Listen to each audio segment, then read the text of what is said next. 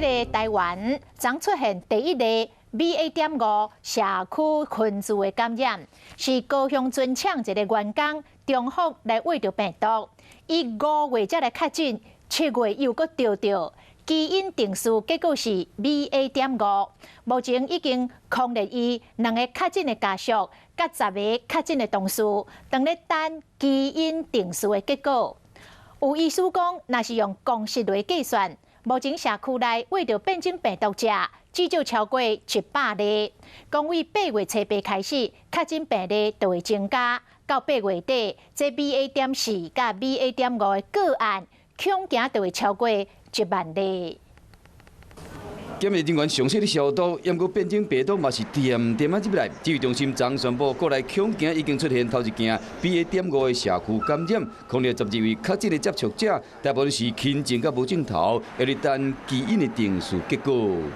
因为有家庭有新增阳性，职场这边也有新增阳性哦，所以不排除是一个家庭跟职场的群聚感染哦。职场这一边比较有可能是接触到边境这边哦境外的这些个案。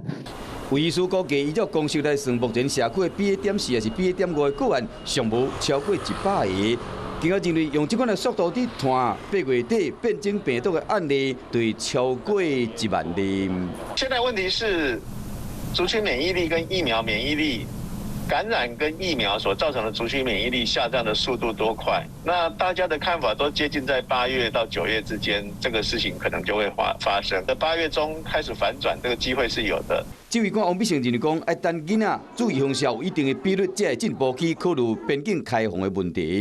因为公益专家认为讲，目前入境检疫3加是伤严，要考虑0加7。